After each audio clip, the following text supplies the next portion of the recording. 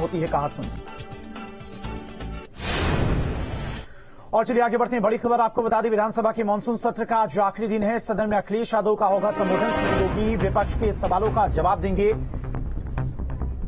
जातीय जनगणना को लेकर सियासत गर्मा गई है। जातीय जनगणना पर सीएम योगी का साफ रुख है। यूपी में जातिगत जनगणना नहीं होगी। फिलहाल जातीय जनगणना कराने का विचार नहीं है। विपक्षी जातीय जनगणना की मांग पर अड़ा हुआ है और सदन में लगातार हंगामा भी किया जा रहा है। वहीं मुख्यमंत्री योगी आदित्यनाथ की तरफ से कहा गया है कि जातीय जनगणना यूपी में नहीं होगी। तमाम सारे सवालों का आज मुख्यमंत्री योगी आदित्यनाथ जवाब देंगे। सदन में अखिलेश यादव का भी संबोधन होगा। मानसून सत्र का आज आखिरी दिन है और अखिलेश यादव का संबोधन होगा। उसके बाद मुख्यमंत्री योगी आदित्यनाथ विपक्ष के तमाम सारे सवालों का जवाब देंगे। वहीं जातीय जनगणना को लेकर भी सियासत गरमाई हुई है। विपक्ष लगातार जातीय जनगणना की मांग कर रहा है। वहीं इसको लेकर मुख्यमंत्री योगी आदित्यनाथ का भी बयान सामने आया। यूपी में जातिगत जनगणना नहीं होगी। फिलहाल जातीय जनगणना कराने का विचार नहीं है, मुख्यमंत्री योगी आदित्यनाथ की तरफ से कहा गया है और विपक्ष लगातार जातीय जनगणना की मांग पर अड़ा हुआ है।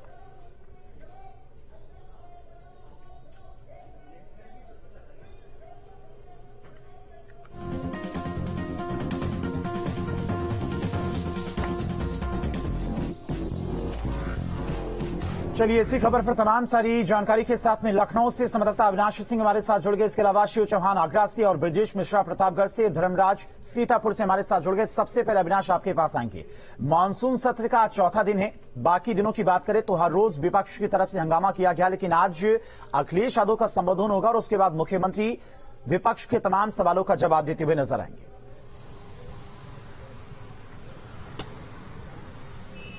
बिल्कुल धीरेन्द्र, देखिए चूंकि आज सत्र का आखिरी दिन है और देखा जाए तो अब तक सत्र की जो पूरी कार्यवाही रही है वो काफी हंगामेदार रही है।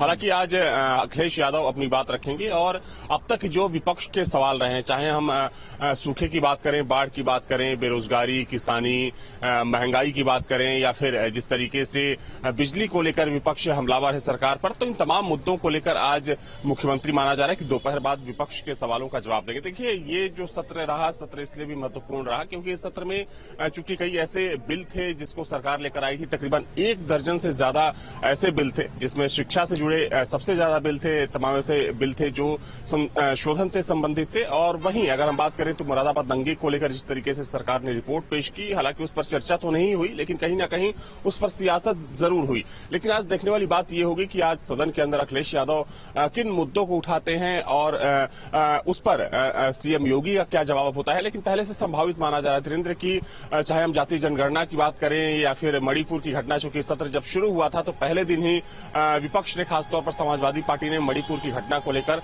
सदन में चर्चा कराने की मांग रखी थी। लेकिन चूंकि विधानसभा स्पीकर का यह कहना था कि दूसरे ऐसा प्रावधान है कि दूसरे राज्यों का जो मामला होता है किसी दूसरे राज्य की विधानसभा में किसी नियम के तहत उसको नहीं उठाया जा सकता, तो माना जा रहा है कि इन मुद्दों को एक बार फिर से आज अखिलेश यादव हवा देने की कोशिश करेंगे सदन में। लेकिन चूंकि सरकार की भी अपनी तैयारी है और सरकार पहले से बोल रही है कि सरकार बाढ़ और सूखे जैसे मुद्दों पर सार्थक चर्चा के लिए हमेशा से ही तैयार है, तो आज सबकी नजर टिकी हुई है कि सदन में अखिलेश यादव क्या बोलते हैं और फिर उसके जवाब में सीएम योगी जब सदन में बोलेंगे तो किन मुद्दों पर वो अपनी बात रखते हैं। ठीक है अविनाश, आएंगे आपके पास। आगरा से शिव चौहान भी हमारे साथ जुड़े। शिव, इस वक्त विधानसभा में जातीय जनगणना का मुद्दा सबसे ज्यादा गरमाया हुआ है।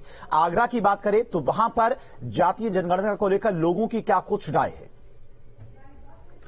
जातीय जनगणना का ये पहली बार मामला सामने नहीं आया है। पूर्व में भी तमाम विपक्षी लगातार कई राज्यों में इसकी मांग उठाते आए हैं। 1972 ब्रिटिश शासनकाल में इसकी जनगणना हुई थी लेकिन उसके बाद नहीं हुई है। विपक्ष का मानना है कि जातीय जनगणना अगर होती है तो इससे लोकतंत्र मजबूत होगा। आगरा की जनता की बात करें तो हमारे साथ तमाम लोग जुड़े हुए हैं, उनसे बात करेंगे कि जातीय गणना की पर उनकी क्या राय है। आपसे जानना चाहेंगे कि जातीय जनगणना का विपक्ष लगातार मुद्दा उठा रहा है, उसको लेकर आपकी क्या राय है? ठीक उठा रहा है विपक्ष मुद्दा, क्योंकि जो अल्पसंख्यक थे अब वो बहुसंख्यक हो गए हैं और बहुत सी जातियां हैं वो बहुत ही अल्पसंख्यक हैं लेकिन उनका कहीं भी आरक्षण में या अन्य किसी चीज में नाम नहीं आ रहा है और जिनकी संख्या ज्यादा है वो आरक्षण के अंदर आ रहे हैं। बीजेपी ने फिलहाल मना कर दिया है कि जातीय जनगणना नहीं होगी। आप बताइए कि जातिगत जनगणना का विपक्ष लगातार मुद्दा उठा रहा है, आपकी क्या राय है? जाति जनगणना कोई मुद्दा थोड़ी है। जाति जनगणना तो ये विपक्ष का एक राजनीतिक स्टंट है और जाति जनगणना कोई जरूरी नहीं है कि जाति ठीक है जनगणना शिव, हो। यानी कि लोगों की अलग अलग राय है। कोई कह रहा है कि बहुत जरूरी है, कोई कह रहा है कि और सारे मुद्दे भी प्रदेश में, उन पर भी विपक्ष को सवाल उठाने चाहिए। ठीक है, आएंगे आपके पास शिव। ब्रजेश मिश्रा भी प्रतापगढ़ से हमारे साथ जुड़े हैं। ब्रजेश, प्रतापगढ़ की बात करें तो वहां पर क्या जातीय जनगणना एक बड़ा मुद्दा है या फिर और भी तमाम सारे मुद्दे हैं जिनको लेकर वहां के लोग आवाज उठा रहे हैं?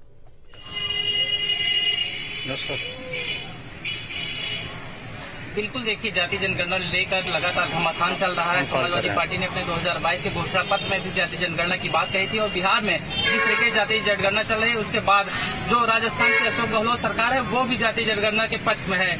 लेकिन जो उत्तर प्रदेश के मुख्यमंत्री हैं योगी आदित्यनाथ, वो जाति जनगणना के मूड में नहीं है। हमारे साथ प्रतापगढ़ के बहुत सारे लोग जुड़े हुए हैं, हम उनसे बात करते हैं कि सर, जब ये जाति जनगणना क्या यूपी में जरूरी है? बिल्कुल नहीं होनी चाहिए। समाज में विद्वेष फैलाने के लिए सब हो रहा है और राजनीतिक रोटी सेकने के लिए हो रहा है। होना तो वर्गवाद भी नहीं होना चाहिए। जातवाद बिल्कुल समाप्त होना चाहिए, जात के आधार पर। हमारे साथ और भी लोग हैं, उनसे बात करते हैं, तो कोशिश करते हैं। सर, ये बताइए जाति जनगणना कितना जरूरी है यूपी में? जाति की जनगणना जरूर है नहीं, जाति से समाज में विद्वेष पैदा होता है।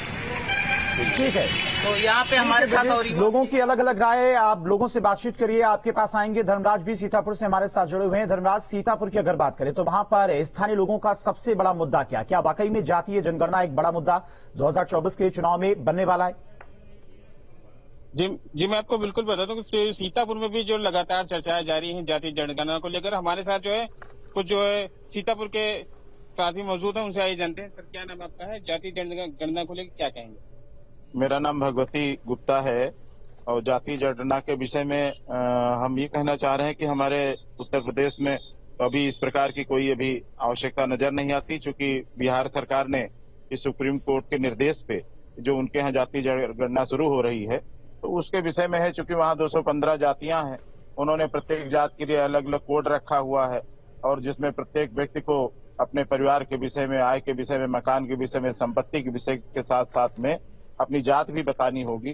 तो जहाँ पे समरसता है, जहाँ पे ठीक है धर्मराज, आप लोगों से बातचीत करिए, क्योंकि एक बड़ा मुद्दा जातीय जनगणना 2024 में विपक्ष की तरफ से बनाया जाएगा, लेकिन बहुत सारे और मुद्दे हैं जो कि 2024 के चुनाव में लोगों की तरफ से भी उठाए जा रहे हैं और लोग भी चाहते हैं कि विपक्ष इन मुद्दों को सरकार के सामने रखे। फिलहाल तमाम सारी जानकारी के लिए आप सभी का बहुत बहुत शुक्रिया और खबरें लगातार जारी। रुकने यहाँ पर एक बहुत छोटे से ब्रेक के लिए, फौरन लौटेंगे।